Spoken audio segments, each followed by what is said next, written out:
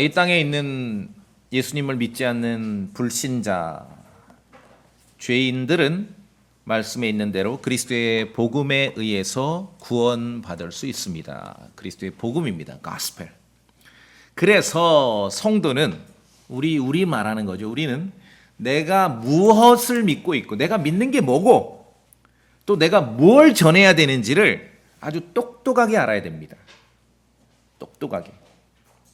무슨 복음을 전한다 그러는데 뭐 구약을 뒤적뒤적거려서 막 레위기를 펴고 뭐 신명기를 펴고 뭐 그럴 수는 있지만 좀 곤란하죠. 예. 그래서 오늘 성경은 사도 바울은 직접적인 표현으로 우리에게 복음을 밝힙니다. 너희에게 밝히 알리노니, 밝히 알린다. 분명하게 아주 declare, 분명하게 알린다는 거예요. 그런데 이 복음은 내가 1절에 너희에게 선포한 복음이다. 우리가 믿는 복음은 사도 바울이 과감히 말합니다. 내가 너희에게 선포한 복음이다. 우리가 믿고 구원받았고 지금도 그 안에 서 있는 복음은 이 복음 안에서 지금 고린도전서에서 말하는 이 the gospel 복음 안에서는 우리나 2000년 전에 고린도 교회에 있는 성도들이나 똑같죠. 우리가 믿고 구원받았고 그 안에 서 있는 이 복음은 마태가 전한 복음이 아니에요. 뭐 마태가 전한 것도 복음이라 하죠. 그래서 마태 복음이죠. 그건 줄 알고 거기서 헤어나질 못하는 사람들이 너무 많아요. 마태가 전한 복음에 기록된 것이 진리가 아니란 얘기가 아니에요. 다 우리가 알아야죠. 열심히 하나님의 말씀을 읽고 묵상하고 공부하고 그렇죠. 예수님께서 어떻게 하셨는지를 봐야죠. 그러나 이 시대에 믿지 않는 사람들, 이 시대의 죄인들이 구원받을 수 있는 복음은 마태가 전한 복음이 아니라 그리스도의 복음, 사도 바울이 선포한 복음이죠. 1절에 분명히 말하잖아요. 내가 너희에게 선포한 복음. 성경은요, 단어 하나, 문장 하나, 표현 하나가 헛소리로 기록된 게 하나도 없습니다. 사도 바울은 우리에게 복음을 설명하면서 내가 너희에게 선포한 복음이라고 하는 거예요. 또는 질병이나 장애를 고쳐주고 어떤 기적을 행하는 그런 왕국 복음도 아니죠. 이게 마태가 전한 복음에서 주요하게 가져오는 거죠. 뭐 복음을 전하는데 다 외치는 거예요. 십자가 들고 가면서 회개하라 천국이 가까웠느니라. 그거 아니라고요. 그거 아니라고요. 그 복음 아니라고요. 사도 바울이 말한 내가 너희에게 선포한 복음이에요. 내가 너희에게 선포한 복음을 너희에게 밝히 알린다. 그러면은 약간 잘 모르겠고 어둡게 알았던 알듯 말듯 알았던 사람들이 있으면 오늘 고린도전서 15장 본문을 읽으면은 분명히 알게 되는 것입니다. 내가 너희에게 선포한 복음을 너희에게 밝히 알리노니. 사도 바울이 선포한 그리스도의 복음은 사람을 따른 게 아니에요. 사람에게서 배운 게 아니에요. 스승님이 있어서 스승님에게 배운 게 아니에요. 성경의 역사에 보면은 늘 스승님이 있었죠. 여호수아의 스승님은 모세였지 않습니까? 엘리사의 스승님은 엘리야였죠? 그렇죠? 스승님이 있었어요. 근데 그런 게 아니라 사도 바울이 선포한 그리스도의 복음은 사람을 따른 게 아니에요. 스승님이 따로 있지 않습니다. 사람에게서 전달받은 게 아니에요. 베드로가 선배님이라고 어디 뭐 고향 선배라고 아니면은 이런 믿음 안에 사도 선배라고 해서 자기가 오늘 본문에 읽었지만 9절에 사도들 중에 가장 작은 자였다. 나는 하나님의 교회를 핍박하던 자였다. 그래서 선배 사도들에게 이렇게 전달받았다. 그거 아닙니다. 사람에게 배우지도 않았습니다. 오직 사도 바울이 선포한 복음, 우리가 믿고 선포하고 그 안에 서 있는 복음은 예수 그리스도의 계시에 의해서 받은 것이에요. 사도 바울이. 선배에게 받은 게 아니라 사람에게 받은 게 아니라. 그래서 사도 바울은 신약 성경에서 여러 번에 걸쳐서 예수 그리스도를 선포하는 것이 나의 복음이라고 기록하고 my gospel. 성경 읽으면서 이게 궁금하지 않으셨어요? 아니 어떻게 예수님의 복음이라 해야지 my gospel이라고 하는가? 왜? 사도 바울은 사람을 따른 것도 아니고 이 복음을 사람에게서 전달받은 것도 아니고 사람에게서 배우지도 않고 오직 예수 그리스도의 계시에 의해서 요새 사람들이 좋아하는 말로 우리가 믿고 선포하는 복음은 예수님께서 사도 바울에게 직통 계시를 주신 거예요. 그래서 여러 번에 걸쳐서 바울은 기록하기를 my gospel이라고 한 거예요. 나의 복음대로. 그래서 이 복음에 있어서, 사도 바울이 선포한 이 복음에 있어서, 우리가 믿고 선포하는 이 복음에 있어서, 이 땅의 불신자들, 죄인이 구원받을 수 있는 이 그리스도의 복음에 있어서는 천사가 아니라 이 복음을 선포한 사도 바울 자기 자신이라도 이 그리스도의 복음의 순수함에 도전한다면은 그거는 용서할 수 없다는 거죠. 요새 뭐 헛소리 하면은 천사가 나에게 그렇게 해줬다 이렇게 핑계대는 사람들이 많죠. 아무도 몰라요. 천사가 했다는데 이걸 어떻게 부정하고 반박하고 증명할 거예요. 자, 교회 역사를 보면은 정말 훌륭하고 교리적으로 명료했던 그런 설교자들이 육체가 노화되고 나이를 먹어가면서 자신이 선포했던 진리를 오히려 거부하고 거꾸로 가는 그런 현상들이 굉장히 많이 벌어졌어요. 그런 일이 있습니다. 그런 일이 있어요. 그런데 사도 바울은 갈라디아서 1장에서 지금 여기 고린도전서 15장에서 내가 너희에게 선포한 복음이라고 하지만 이 복음에 있어서는 자기 자신이라도, 사도 바울 자기 자신이라도 달리 말하면은 그건 용서 안 된다. 용서 안 된다. 자, 갈라디아서 1장 8절 봅시다. 갈라디아서 1장 8절. 고린도전서에서 뒤로 가셔야 됩니다. 갈라디아서 1장 8절. 갈라디아서 1장 8절. 하지만 같이 읽어볼까요? 1장 8절만. 성도님들 1장 8절만 같이 읽어보겠습니다. 시작. 하지만 우리나 혹은 하늘로부터 온 천사라도 우리가 너희에게 선포한 복음 외에 다른 어떤 복음을 너희에게 선포하면 그는 저주를 받을지어다. 자, 천사라도, 이건 이제 우리가 익숙하죠. 야, 뭐 헛소리 하면서 천사 핑계대는 사람들이 너무 많아요. 너무 많아요. 천사한테 전달받았다고 해서 만들어진 종교가 꽤 많습니다. 그럼 이건 아무도 뭐 반박을 못해요. 핑계댈 수 없어요. 요새 전쟁 나는데 그 사실 이슬람교도 천사 통해 만들어진 거거든. 그러니까 아무도 부정을 못해. 아니 내가 천사 만났다는데 누가 말해요. 자, 근데 여기서 1장 8절에서 중요한 것은 천사도 이 복음을 다른 걸 전하면은 그건 저주받아요. 근데 이 1장 8절에서 천사보다 더 중요한 단어가 있어요. 처음에 뭐죠? 우리예요. 우리. 이 우리에는 이 복음을 선포한 사도 바울도 포함되죠. 나라도 내가 지금 너희에게 내가 직통 계시로 받은 이 복음, 그리스도의 복음, 은혜의 복음을 선포하는데 말하자면은 우리나 이 말은 내가 나이 먹어서 뭐 이렇게 뭐 고기 맛 좀 보다 보니까 그냥 세상이 좋고 육체가 좋아서 아니면 이상해서 살짝 맛이 가서 내가 지금 너희에게 선포한 복음이 아닌 딴 엉뚱한 소리를 할 수가 있어. 내가 이것을 예수님으로부터 직통 계시를 받아서 전달한 복음이라고 할지라도 감히 my gospel, 나의 복음이라고 내가 지금은 그렇게 명명을 하지만 나 자신이라도 지금 내가 선포하는 복음과 딴소리를 하면은 이건 안 된다는 거죠. 저주받는다. 갈라디아서 1장 8절은 정말 준엄한 말씀이에요. 준엄한 말씀이에요. 너무너무 대단하죠. 우리 역사가 어떻습니까? 수많은 설교자 크리스천들이 자기가 쌩쌩 돌아갈 때 선포했던 진리를 나이 먹으면은 거부를 하는 거예요. 거꾸로. 이제 저한테도 그런 이제 있었죠. 어떤 특정한 본문에 대해서 설교하면은 이게 이제 복음과 어떤 뭐 삶과 죽음에 관련된 건 아닌데 이제 예를 들어요. 어떤 특정 본문에 설교하면 조용히 어떤 성도가 찾아와요. 목사님 질문 있대 왜? 요거 이렇게 설교하셨는데 내가 목사님 거 15년 전 거 설교를 들어보니까 반대로 설교하셨군요. 그럼 미안해. 그때가 잘못한 거야. 사과할게 내가. 그렇죠? 얼마나 많은 사람들이 자신이 선포한 진리를 나이 먹어가고 시간이 흘러가면서 역행하냐는 거예요. 그에 대한 경고예요. 1장 8절은. 천사는 두말할 것도 없고 우리나 사도 바울 자신도 이 복음의 순전함에 대해서는 역행하고 거역할 수 없다는 것이죠. 이게 그리스도의 복음이에요. 그리스도의 복음이에요.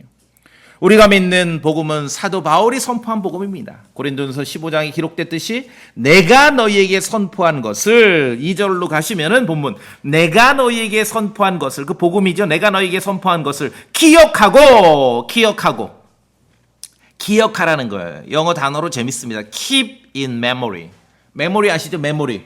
우리나라의 메모리 반도체 세계 1등 아닙니까? 메모리. 기억 장치를 말합니다. 기억 장치. 성경에서 여러분들이 배우는 많은 내용들이 있는데 일일이 다 외우지 않으셔도 돼요. 왜냐하면 주기적으로 반복하거든요.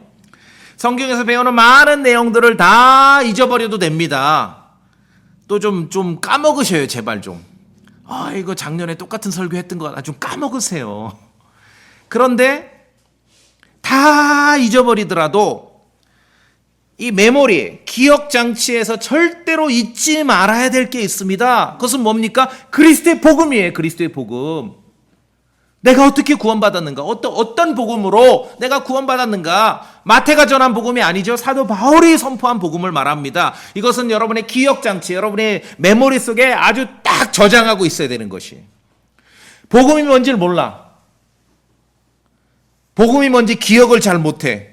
그러면 정말 구원받은 사람인지 의심해 봐야 되는 거예요. 그리스도의 복음을 예수님 믿는다고 하는데 당신이 믿는 복음이 뭡니까? 그럼 주저주저 대고 성경을 뒤적거리고 마태복음으로 갔다, 계시록으로 갔다, 신명기로 갔다, 이사야로 갔다. 그럼 곤란하지요. 그 메모리 가운데 keep in memory.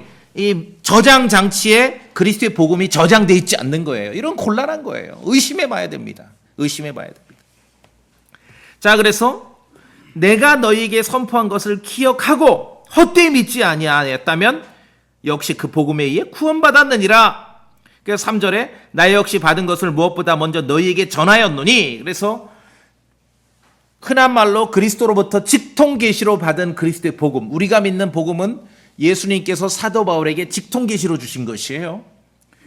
사도 바울이 선포한 그 복음이 여기 지금 고린도전서 15장 3절 4절에 딱 정리가 되어 있는 것입니다. 자, 전체를 읽으실 때 고린도전서 15장 3절 4절이 하나의 문장으로 보셔야 돼요. 3절 4절. 그리고 이제 5절부터 또 다른 문장이에요. 3절 4절이 사도 바울이 선포한 그리스도의 복음의 핵심, 복음이 뭔지를 우리에게 알려주는 것이고, 이제 5절부터는 이 부활의 증인들이 도대체 얼마나 많은지 그것을 지금 우리에게 알려주고 있습니다. 자, 그래서 3절 4절이 구분되는 하나의 문장이고 또 5절부터는 또 다른 문장이라고 말씀드렸습니다. 그래서 복음의 핵심, 그리스도의 복음, 사도 바울이 선포한 복음의 핵심은 3절 4절에 있습니다. 사도 바울이 예수님으로부터 직통으로 계시받아 전달한 복음은 3절 4절 보시면은 세 가지 사실로 구성되어 있습니다. 첫 번째는 그리스도께서 죽으셨다는 거예요. 죽으셨다는 거. 왜 죽으셨습니까? 우리 죄들로 인해, 우리 죄 때문에. 이게 중요하죠. 죽으셨는데 우리 죄 때문에 죽으셨다. 성경 기록대로. 두 번째는 4절에 있죠. 두 번째는 뭡니까? 묻히셨다는 거예요. 묻히셨다. 이게 묻히셨다는 걸 대수롭지 않게 생각해요.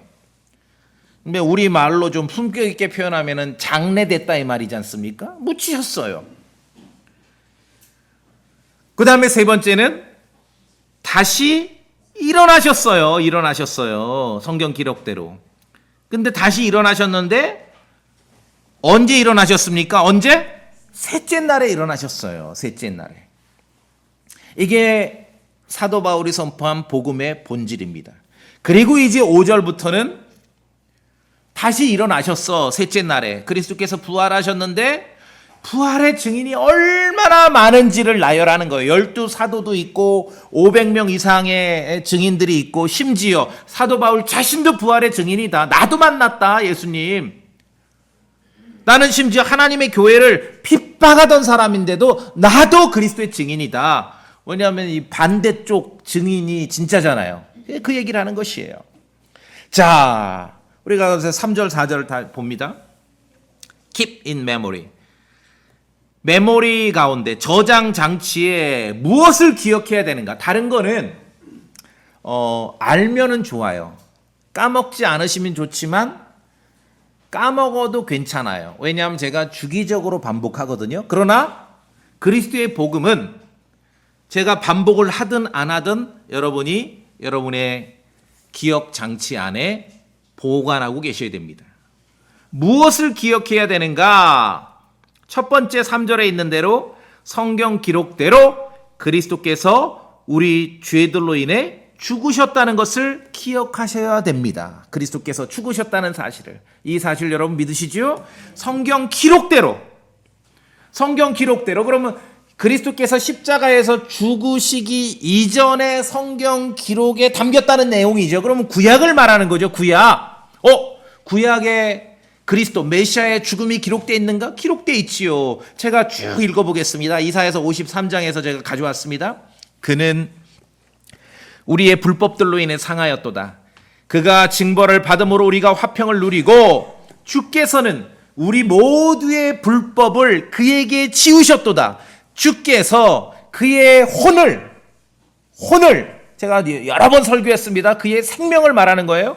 그의 혼을 죄로 인한 헌물로 삼으실 때에 헌물로 삼으셨어요.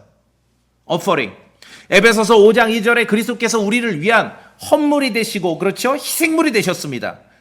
그가 죽기까지 이사야서 53장입니다. 그가 죽기까지 자기 혼을 쏟아부었기 때문이다. 죽으셨다는 거 아닙니까? 그는 범법자들과 함께 계수되었고 이사야서 53장이에요.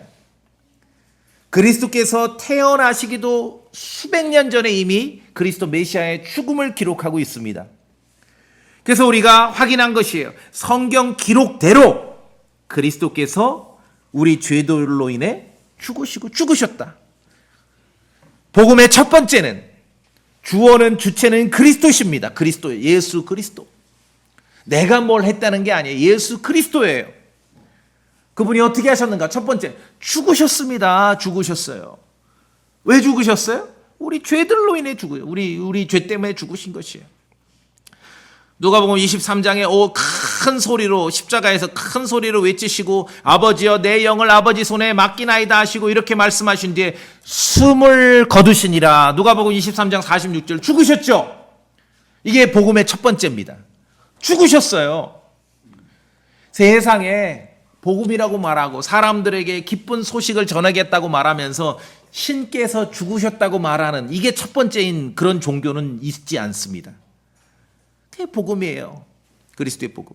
하나님의 아들께서 이 땅에서 죽으셨습니다. 그래서 우리가 사람들에게 그리스도를 말할 때 십자가에 못 박히신 그리스도를 선포하는 것이에요. 죽으셨어요. 그렇죠?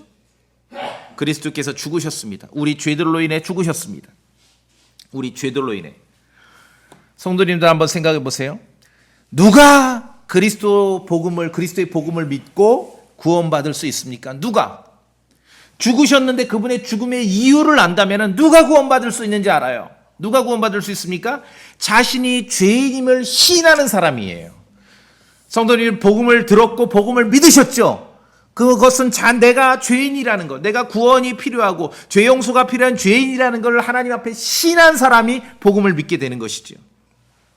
그리스도께서 우리 죄들로 인해 죽으셨어요. 누가 구원받을 수 있습니까?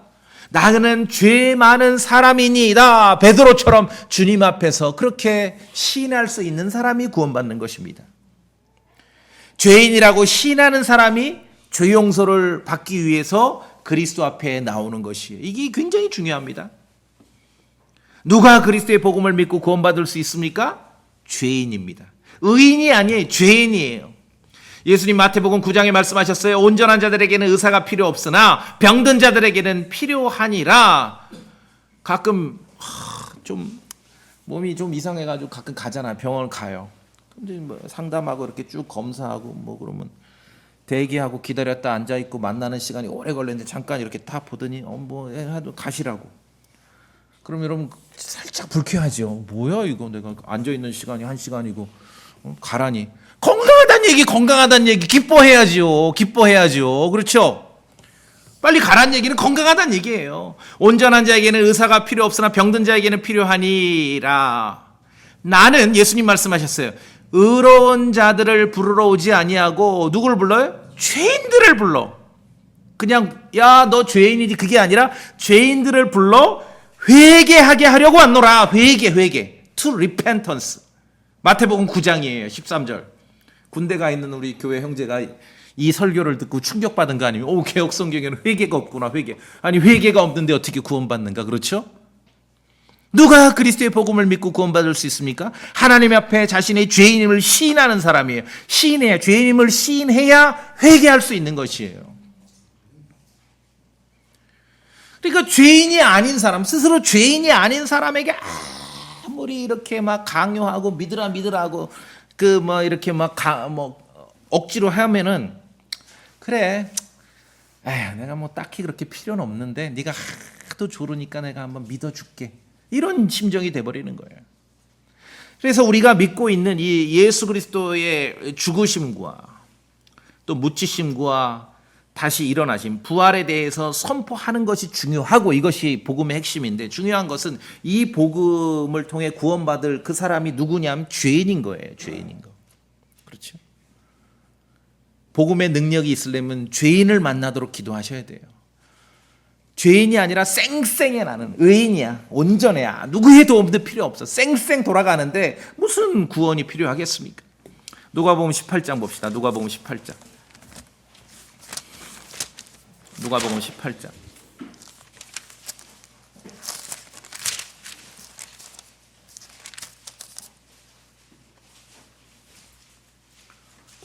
그리스도의 복음으로 구원받을 수 있는 사람은 누굽니까? 뭐 세상의 조건이나 지위나 신분이나 직업이나 이건 전 모르겠고 죄인입니다. 누가복음 18장 13절 같이 읽어보겠습니다.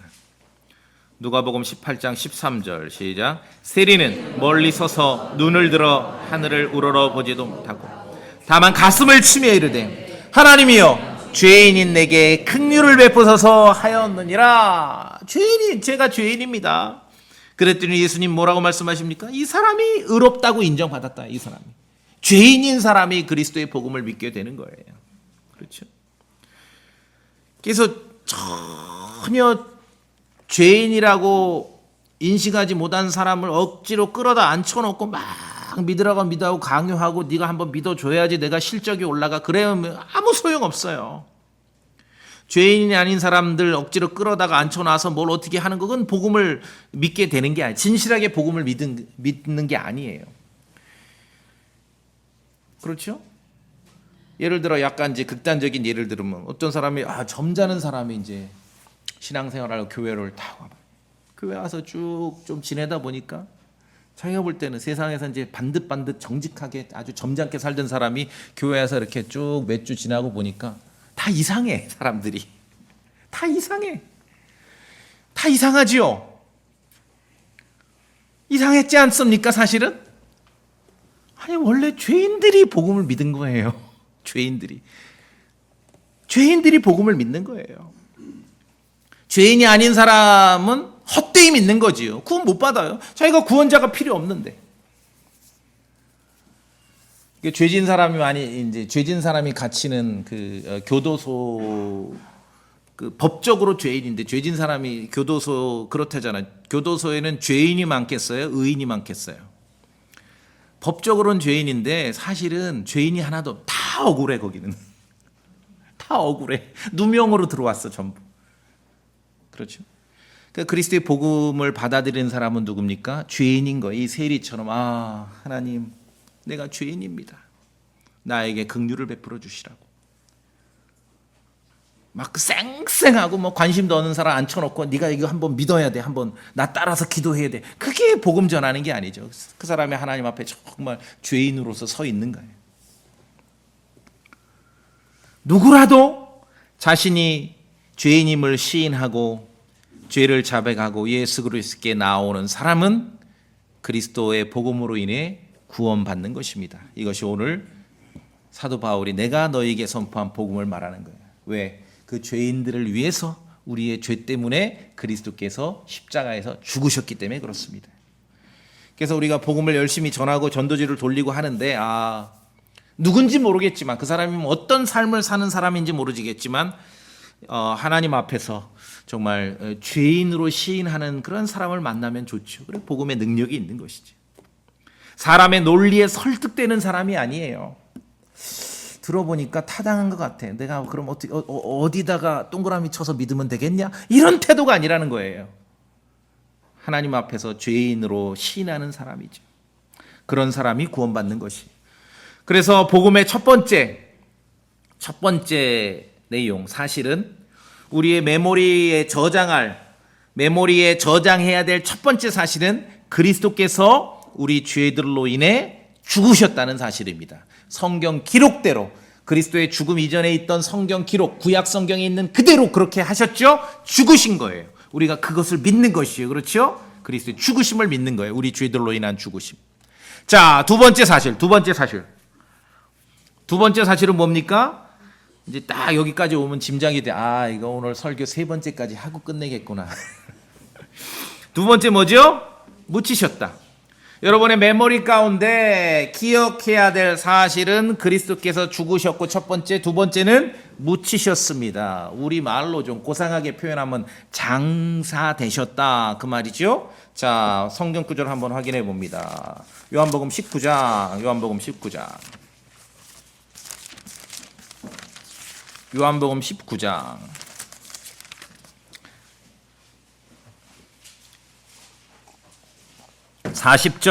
40절. 요한복음 19장 40절. 자, 성도님들 같이 한 목소리로 읽어주시겠습니까? 요한복음 19장 십자가의 죽음 이유입니다. 40절 그때부터 시작.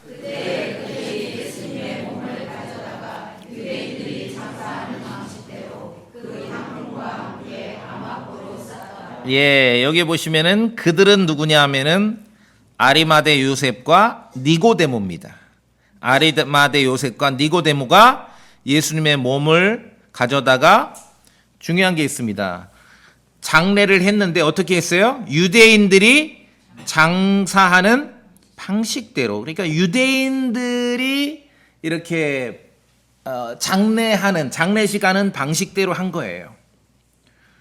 41절 제가 봅니다. 그런데 그분께서 십자가에 못 박히신 곳에 동산이 있고 그 동산 안에는 아직까지 결코 사람을 둔 적이 없는 새 돌무덤이 있으므로, 무덤이 있는데 여기에 누구를 묻어본 적이 없어요. 자, 두 번째 우리가 여러분이 기억해야 될 그리스도의 복음의 두 번째 사실은 그리스도께서 묻히셨다는 것입니다. 그러면 물어요. 아이고 뭐 죽은 사람이 묻히는 건 너무 당연하지 않느냐고. 그래서 그리스도께서 묻히셨다는 이런 성경의 진리를 간과합니다. 대수롭지 않게 생각해요. 그렇지 않습니다.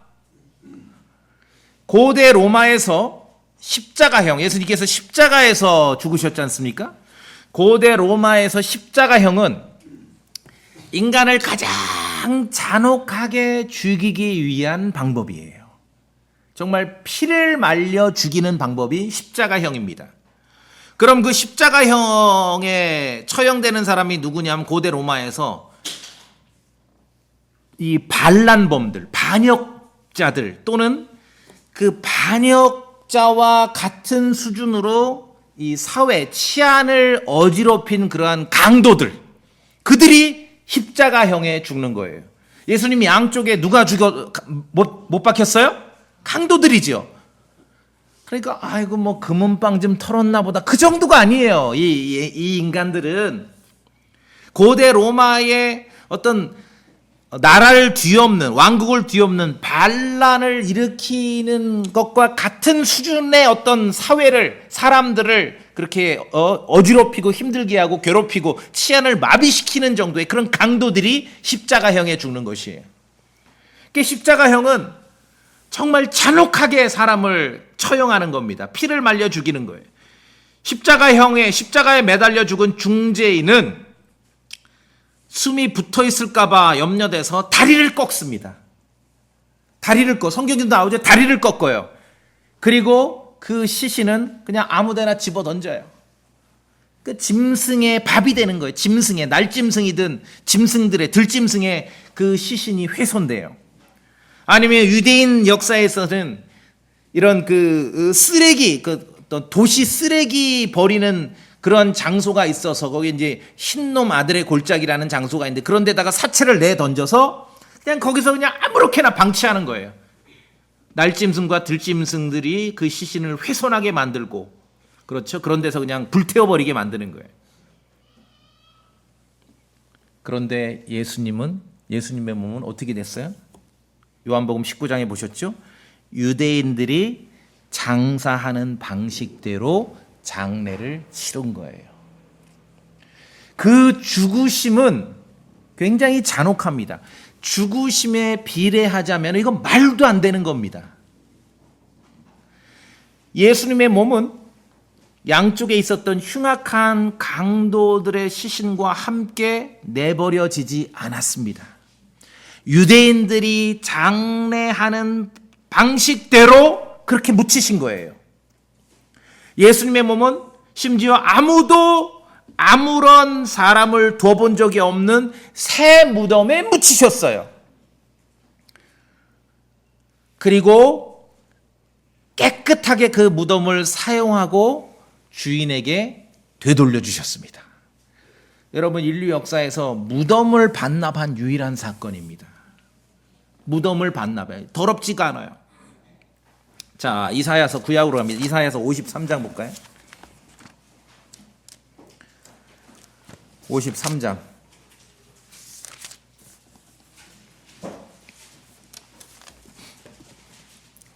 저랑 아까 제가 이사야서 53장 인용해 드렸죠. 그리스도의 메시아의 죽음에 대해서 이제 9절을 한번 읽어보겠습니다. 이사야서 53장 9절. 이사야서 53장 9절입니다. 저랑 같이 읽을까요? 또부터 시작. 또 그는 자기 무덤이 사악한 자들과 함께 있도록 하였으며 죽어서는 부자와 함께 하였으니 이는 그가 폭력을 행하지 아니하였고 그 입에 어떤 속임수도 없었기 때문이라. 그러니까 이 강도들, 사악한 자들, 이 고대 로마에서 십자가에 처형될 만한 그런 엄청난 범죄를 저지른 자들과 함께 십자가에 못 박힌 거예요, 예수님께서.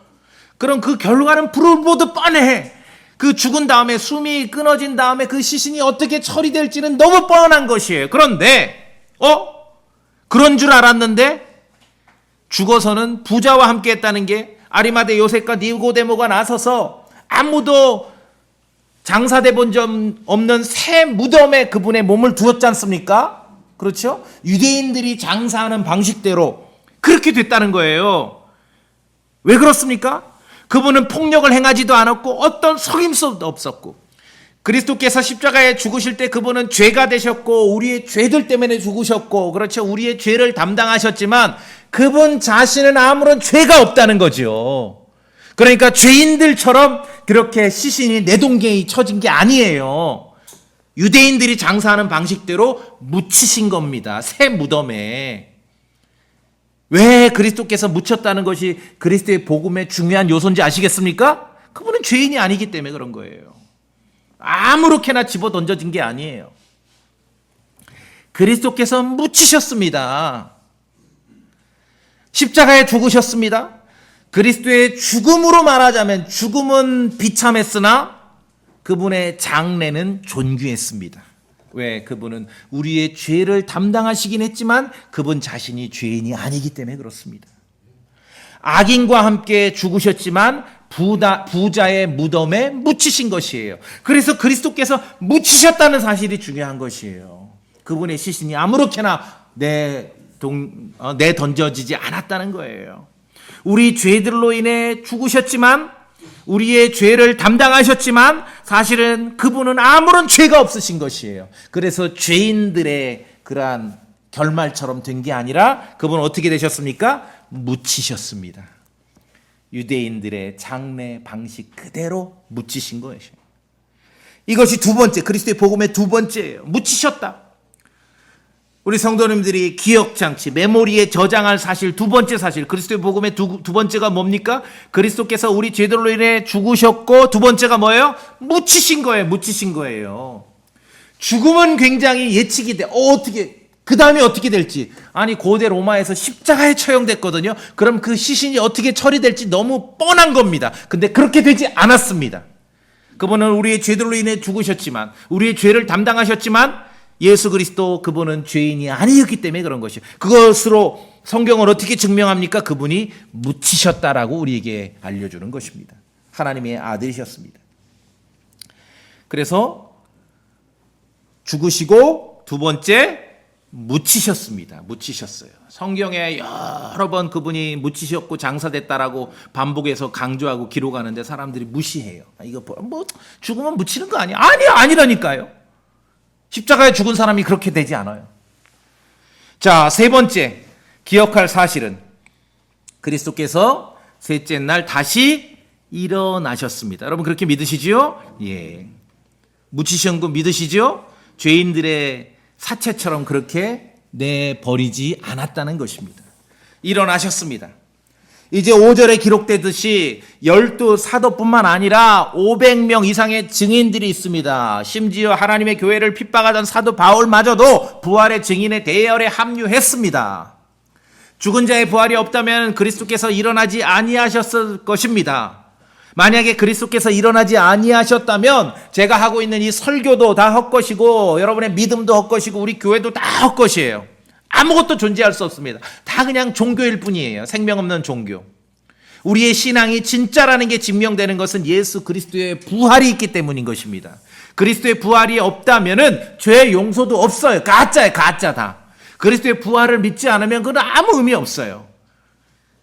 우리의 믿음, 우리의 신앙, 우리의 모든 선포하는 이 복음의 근간은 예수 그리스도의 부활입니다. 여러분 그렇게 마음이 믿으시죠? 예.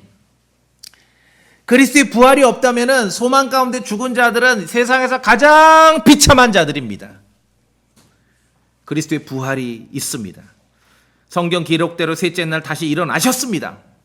성경 기록대로라는 것은 그리스도의 부활 이전의 성경이니까 구약을 말하겠죠? 구약의 그리스도의 다시 일어나심을 증명하고 있는 것이에요. 사도행전에 보시면 오순절날 사도 베드로는 그리스도의 부활이 구약에 기록되어 있음을 설교로 오순절날 설교로 입증을 했습니다. 자 볼까요? 사도행전 2장. 사도행전 2장.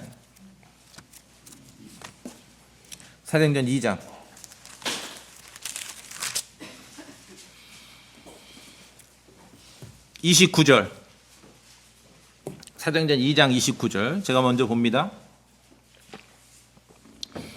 사도행전 2장 29절. 오순절날 사도 베드로의 설교입니다. 사람들아 형제들아 내가 족장 다윗에 대하여 꺼리낌 없이 너희에게 말하노니 그는 죽어서 묻혀 있고 묻혔다는 게 굉장히 중요합니다. 죄인이 아니라는 것이죠. 그의 돌무덤은 이날까지 우리와 함께 있도다. 다윗은 부활하지 않았다는 얘기예요. 자, 그런데 30절도 있지만 성도님들 31절 같이 읽어주세요. 31절 다윗의 시편을 인용하며 말합니다. 31절 또부터 읽어주십시오. 시작.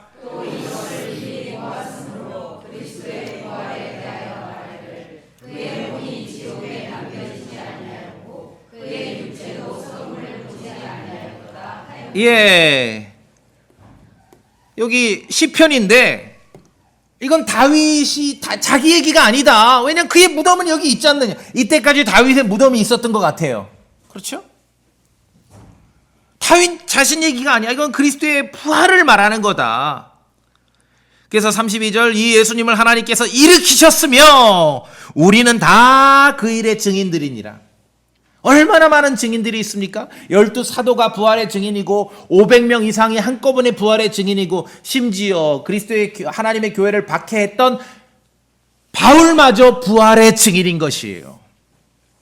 오늘 성경에 있는 대로 세 번째 우리가 여러분이 기억장치에 기억하고 계셔야 될 진리는 성경 기록대로 구약에 있죠. 시편에 있지 않습니까?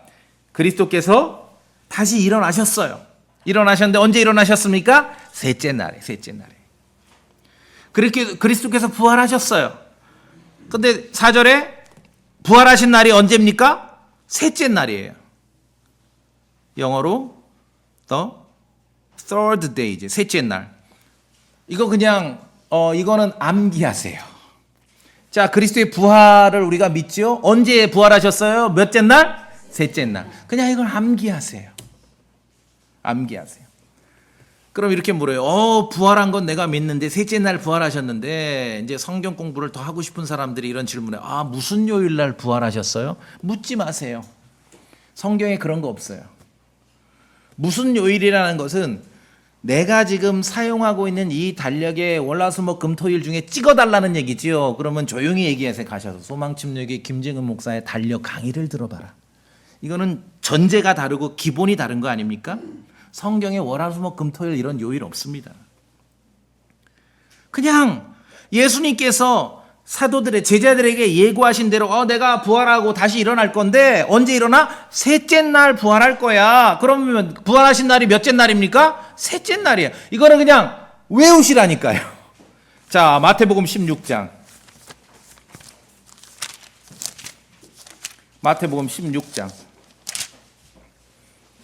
21절.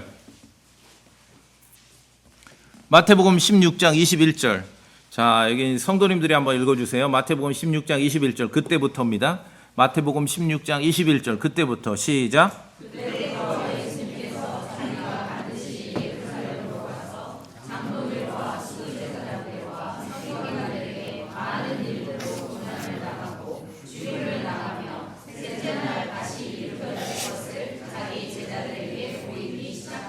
예, 다시 일으켜줘. 부활하시는데 언제 부활해요? 셋째 날. 고린도전서 15장에 언제 부활하셨다고 기록되어 있습니까? 셋째 날. 셋째 날. 둘째 날 아니에요? 넷째 날 아니에요? 다섯째 날 아니에요? 언제 부활하셨어요? 셋째 날. 자, 성경 기록을 우리가 확실하게 믿어야 되기 때문에 제가 요거를 조금 더 설명드릴게요. 이 부분은. 성경 기록에 익숙하셔야 됩니다.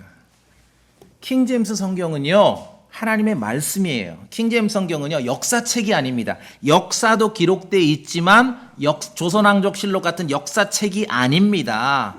킹제임스 성경은 영어로 기록되어 있지만 지금 20세기 그 미국 사람 쓰는 그 영문법이 아니에요. 영문법 교과서로 킹제임스 성경을 설명하면은 오륜하기가 십상입니다. 다시 강조드립니다. 그리스도께서 죽으시고 묻히시고 다시 일어나셨습니다. 부활하셨습니다. 그런데 성경은 그 부활하신 날을 강조합니다. 언제라고요? 셋째 날이라고. 셋째 날이라는 건 첫째 날, 둘째 날, 셋째 날이죠. 이거 아시죠? 어려운 말로 하면은 사흘이죠. 사흘. 근데 요새 애들은 사흘 그럼 그거를 4일이라고 알아듣는다며 공부 좀 해야 돼요. 자, 제가 성경에 있는 말을 말씀드릴게요. 내가 셋째 날 다시 일어날 거야. 그렇게 말씀하시기도 하고, 내가 사흘 뒤에 일어날 거야. 영어로는 좀 알아들으신 분 알아들으세요. after라는 전치사 써서 after 3 days. 3일 뒤에 일어날 거야. 그날도 셋째 날입니다. 사흘 안에 일어날 거야. in이라는 전치사를 써서 in 3 days. 그날도 셋째 날입니다. 3일 밤과 3일 낮 이후에 일어날 거야. 3 days and 3 nights이라는 표현인데 그날도 셋째 날입니다. 이거 뭐 교과서에 보면 전치사 after가 다르고 in이 다르고 그거는 중간고사 때는 그렇게 쓰고 성경, 킹제임스 성경은 그렇지 않아요. 아시겠어요? 사흘 뒤에도 셋째 날이고 사흘 안에도 셋째 날이고 밤낮으로 사흘이라고 써도 셋째 날입니다. 성경에 그렇게 쓰셨다고요, 주님께서. 학교 다니는 학생들의 영어 문법 교과서를 초월해서 성경이 그렇게 쓰고 있다니까요. 자, 마태복음 12장 40절에 이런 말이 있어요. 사람의 아들도 밤낮으로 사흘 동안 땅의 심장부에 있으리라. 요나가 그러했던 것처럼. 자, 사람의 아들 그리스도께서 밤낮으로 사흘 3 days, 3 nights이에요. 그러면 상식적으로 생각해 볼 때 밤낮으로 사흘 3일이 지나고 부활하시는 거예요. 그러면은 언제 부활하시는 거예요? 몇 시간 있다가? 밤낮으로 사흘이면은 언제입니까? 그러니까 밤낮으로 사흘이라고 하니까 마태복음 12장 40절을 근거로 해서 72시간이잖아요. 밤낮으로 사흘이니까 12시간씩 3번, 12시간 3번, 24시간이 3번이니까 72시간이죠. 72시간이 지나서 예수님은 부활하셨다라고 그렇게 말하는 거예요. 그렇죠? 미안해요. 나도 그렇게 설교했어요, 옛날에. 사과할게. 아닙니다. 그리스도의 부활은 시간으로 계산하는 거 아니에요. 이거를 시계를 놓고 초 단위, 분 단위, 시간 단위로 그리스도의 부활을 계산해. 아니요. 그리스도의 부활은 성경에 있는 대로 날수로 계산하는 거. 어디서 많이 듣던 얘기죠. 시간으로 계산하면 오류납니다. 날수로 계산해야 돼요. 자, 셋째 날이면은 그냥 셋째 날이에요. 3일 후면은 3일 후예요. 3일 안에, 사흘 안에면 3일 안에고요. 밤낮으로 사흘이면은 밤낮으로 사흘이에요. 성경에 그렇게 기록하고 있어요. 시간으로 계산하는 말 성경에 단 한마디도 없습니다. 72시간이라고 누가 가르쳐요? 150년 전에 어느 미국의 이상한 목사가 얘기했는데 그걸 150년 동안 반복하는 거예요. 그리스도의 부활은 시간이 아니라 날수로 계산합니다. 밤낮으로 사흘이 지납니다. 3 day, 3 night. 그러면 며칠이에요? 우리 생각에 72시간이니까 4일이 될 것 같지요. 천만의 말씀, 셋째 날입니다. 오, 이상한데요. 성경이 그렇다고요. 성경이. 그러니까 하나님의 말씀에 기록된 것을 우리가 계속 반복해서 익혀야 됩니다. 익혀야 돼요.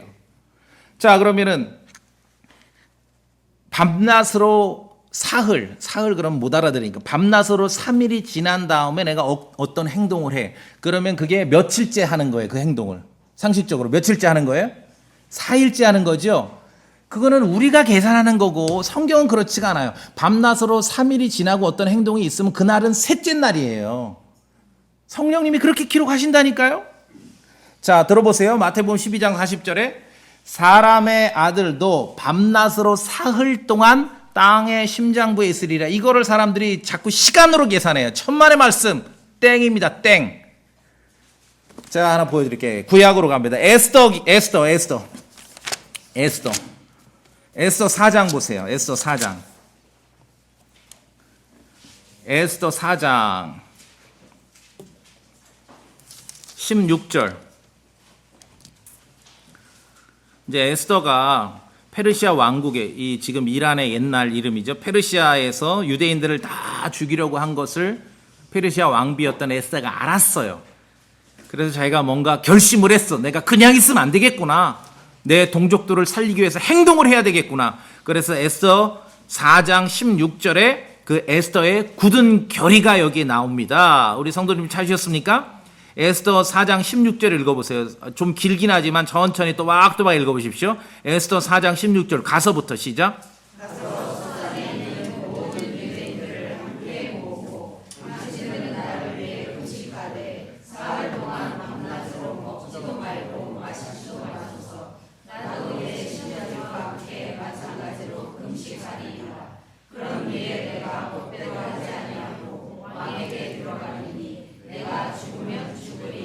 예, 에스더의 죽으면 죽으리다가 여기 있는 거예요. 그런데 에스더가 뭐라고 해요? 유대인들에게 나랑 같이 금식 기도합시다. 며칠 동안? 사흘 동안 밤낮으로. 사흘 동안 밤낮으로 우리가 전체로 다 하나님께 금식 기도하고 나서 내가 목숨을 걸고 왕 앞에 나가겠다. 왕이 날 부르지 않았는데. 자, 그러면 성도님들, 에스더가 사흘 동안 밤낮으로 금식기도 하고 나서 왕 앞에 나가요. 그날. 그럼 사흘 동안 밤낮으로 금식기도 하고 나서 왕 앞에 나가는 날은 며칠째예요? 며칠째예요? 에스더기 5장 1절 보세요. 뭐라고 기록되어 있어요? 크게 읽어보면 뭐라고 기록되어 있어요? 셋째 날이에요. 그날이 셋째 날이에요. 그러니까 이것을 무슨 교과서나 문법책을 가져와서 설명하면 성경을 틀린 거예요. 그렇죠? 예수님께서 부활하셨습니다. 언제 부활하셨어요? 셋째 날에. 그 셋째 날을 예수님께서는 사흘 뒤라고도 표현하셨고 사흘 안에라고도 표현하셨고 밤낮으로 사흘이라고도 표현하셨어요. 성경에 보면 그게 다 셋째 날이에요. 그리스도의 부활은 써있는 대로 그냥 날수로 계산하셔야 돼요. 이걸 시간으로 계산하면 틀려버린다니까요. 72시간이 어디 있습니까? 성경에 도대체. 날수로 써 있으면 날수로 계산하는 것이에요. 그리스도의 부활을 시간 단위로 쪼개서는 안 됩니다. 그냥 첫째 날, 둘째 날, 셋째 날이면 그대로 믿는 것이에요. 그리스도께서 언제 부활하셨습니까? 셋째 날 부활하셨습니다. 그날은 달리 표현하면 사흘 뒤에 부활하신 것이에요. 예수 그리스도께서는 셋째 날 부활하셨습니다. 그것이 우리가 기억해야 될 그리스도의 복음의 세 번째 사실입니다. 우리가 믿음으로 의롭다고 인정받는 근거는 그리스도의 부활입니다. 로마서 4장에 그분께서는 우리의 범죄들로 인해 넘겨지셨으며 우리를 의롭다 하시려고 다시 일으켜주셨느니라. 여러분 마음으로 그리스도의 부활을 믿으시죠? 그러면 하나님께서 여러분을 의롭다고 인정하시는 것입니다. 그리스도의 부활을 믿을 때. 복음을 구성하는 세 가지 사실이 있는데 이 중에 하나만, 시간이 모자르니까 하나만 말하라 그러면은 그것은 바로 예수 그리스도의 부활입니다. 셋째 날 부활하셨어요. 이상한 소리 하는 사람들 많아요. 뭐 둘째 날이다, 넷째 날이다, 다섯째 날이다. 그럴 땐 뭐가 필요하다고요? 하드카버가 필요하죠. 성경. 예수 그리스도의 부활하심으로 그분께서 하나님의 아들이심이 밝히 드러나셨습니다. 메모리에 저장할 사실이 있습니다. 첫째는 그리스도께서 우리 죄들로 인해 죽으셨습니다. 여러분 그렇게 기억하시고 믿으시죠? 두 번째는 묻히셨어요. 죄인들처럼 처리되지 않았어요. 세 번째는 셋째 날 다시 일어나셨습니다. 그렇게 기억하시고 마음에 믿으시죠? 이 세 가지 사실을 사도 바울은 자기가 전달받은 대로 예수님으로부터 이게 복음이야 직통계시 받은 대로 교회에다가 죄인들에게 전달하고 기록하고 있는 것입니다. 자, 우리도 그리스도의 복음을 믿어 구원받았습니다. 그리스도의 복음을 믿는다는 것은 그리스도께서 나의 죄들로 인해서 죽으셨고 묻히셨고 셋째 날 다시 일어나셨다는 사실을 믿는 것입니다. 이것을 기억해야 돼요. 이게 복음이에요. 말씀드렸지만 뭐 복음 뭐냐, 복음 전하라 하면 뭐 말라기에서 뒤적거리고 뭐 예레미야에서 뒤적거리고 곤란합니다. 곤란해요. 이 진리를 메모리에 저장하고 마음으로 믿으면 구원받습니다. 마음으로 믿으면. 자기가 자신이 하나님 앞에 죄인임을 시인하는 사람들에게 이 복음을 전하는 거예요. 사람이 마음으로 믿어 의에 이르고 입으로 시인하여 구원에 이르느니라 말씀하고 있어요. 만일 내가 내 입으로 주 예수님을 시인하고 하나님께서 그분을 죽은 자들로부터 일으키신 것을 셋째 날 일어나셨죠? 네 마음속으로 믿으면 구원을 받으리니. 그렇죠. 복음을 전하면서 물어봐야죠. 선생님은 스스로 죄인으로 여기십니까? 죄를 짓고 사십니까? 그 죄를 용서받아야 될 거 아닙니까? 그런 사람을 위해서 그리스도께서 죽으신 것이죠. 예수 그리스도를 전하는 것은 우리가 어떤 달달달 외운 구원 공식을 전달하는 게 아닙니다. 죄인들에게 구원이 필요한, 생명이 필요한 죄인들에게 예수 그리스도를 소개하는 것이죠. 누구든지 주의 이름을 부르는 자는 구원을 받는다라고 성경은 말씀하고 있습니다. 우리가 믿는 복음은 사도 바울이 선포한 복음입니다. 마태가 선포한 복음 아니에요. 아픈 사람 고치고 장애를 낫게 하고 기적을 행하는 그런 왕국 복음이 아닙니다. 사도 바울이 선포한 복음입니다.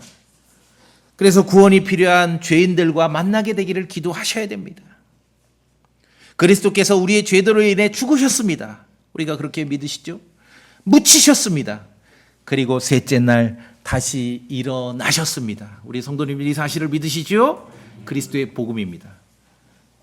내 마음에, 내 메모리 가운데 저장된 이 진리를 부지런히 알리고 소개하고 전해야 될 것입니다. 그렇게 하시겠습니까? 예, 다 같이 기도하시겠습니다.